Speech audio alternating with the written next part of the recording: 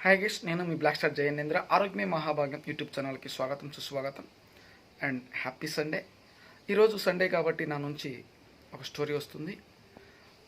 ఆ స్టోరీకి వెళ్ళే ముందు నా స్టైల్ ఆఫ్ వేలో very very very very good morning and urban morning, happy morning, healthy morning, active morning, energy morning, enjoy morning, freshen shake morning, happy Sunday morning. Thank you thank you thank you thank you gods. అలాగే మరి స్టోరీలోకి వెళదాం. అనగనగా ఒక రాజు. ఆ రాజుగారికి ఒక అలవాటు ఉంది. ఎవ్రీ మంత్ ఫస్ట్ తారీఖున పక్క రాజ్యాన్ని కానీ లేదంటే ఏదైనా సరే ఒక రాజ్యంపై దండెత్తి ఆ రాజ్యాన్ని స్వాధీనపరచుకోవాలనేది ఆ రాజుగారికి ఉన్నటువంటి ఒక అలవాటు. ఆ అలవాటు ఎట్లా ఉంటుందంటే ఆ రాజ్యాలన్నీ కూడా ఆయన సంపాదించుకొని తన రాజ్యాన్ని విస్తారంగా ఇచ్చేస్తూ ఉంటాడు అనమాట.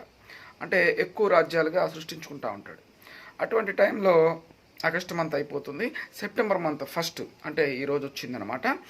ఈరోజు వచ్చి మంత్రివర్గాన్ని, సైన్యాధిపతుల్ని మొత్తాన్ని పిలుస్తాడు. పిలిచి మనం ఈరోజు ఫలానా రాజ్యంపై దండెత్తాలి, యుద్ధానికి సిద్ధం చేయండి అంటాడు. అనగానే ఏమంటే మంత్రి గారు వస్తాడు.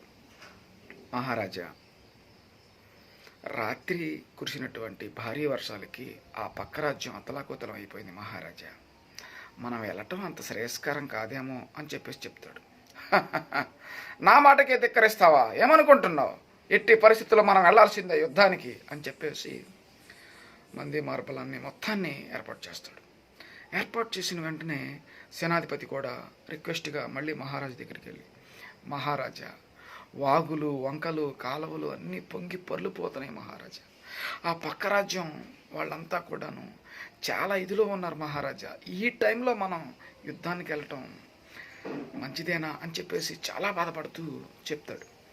అయినా సరే ఆ మొండి మహారాజు, సమస్య లేదు, మనం వెళ్లాల్సిందే, ఆ రాజ్యంపై దండెత్తాల్సిందే అని చెప్పేసి అందరినీ యుద్ధం వైపు తీసుకెళ్తారు. అలా వెళుతూ వెళుతూ వెళుతూ పక్క రాజ్యానికి వెళ్తారు. పక్క రాజ్యానికి వెళ్ళి అక్కడ ఉన్నటువంటి వాతావరణ పరిస్థితులంతా కూడా చూసి మహారాజు మనసు కరిగిపోయి, మనం యుద్ధానికి వచ్చాం కరెక్టే, కానీ ఇప్పుడు సహాయ కార్యక్రమాలు చేయటం ఎంతో ముఖ్యం. ఎందుకంటే మనం యుద్ధం చేయాలంటే వాళ్ళు ఉండాలి కదా, వాళ్ళని మనం చాలా జాగ్రత్తగా కాపాడి సహాయ కార్యక్రమాలు అందించండి అని చెప్పేసి వెంటనే అక్కడికక్కడే ఆర్డర్ చేస్తాడు. వేయగానే ఇక చుట్టుపక్కల ఆ రాజ్యంలో ఉన్నటువంటి వాళ్ళందరికీ కూడాను పడిపోయిన ఇళ్ళని కొంచెం బాగు చేయటం, ఇలా చేయటం, అలా చేయటం, ఆహార పదార్థాలు అందియటం, అవి ఇవి అన్నీ కూడాను మొత్తం చేసేసరికి నిజంగా మహారాజు ఇంత మంచివాడా అని చెప్పేసి ఆ పక్క రాజ్యం మహారాజు కూడాను చాలా ఆనందపడతాడు. అంతే కదా, నిజంగా మన ఇల్లే బాగుపోవటం కాదు, పక్కింట్లో కూడాను బాగుండాలని కోరుకునేవాడే కదా మంచివాడు. సో ఆ మహారాజు మంచితనానికి మెచ్చి పక్కనున్న మహారాజు కూడా చాలా కృతజ్ఞతలు, గ్రాటిట్యూడ్ తెలిపాడు. సో యుద్ధానికి అయినా సరే, అలాగే సహాయ కార్యక్రమాలకైనా సరే యుద్ధంలాగా వెళ్ళి సహాయ కార్యక్రమాలు చేశారు. So thank you Maharaja, and thank you Sunday, and thank you ఇరు రాజ్యాలు.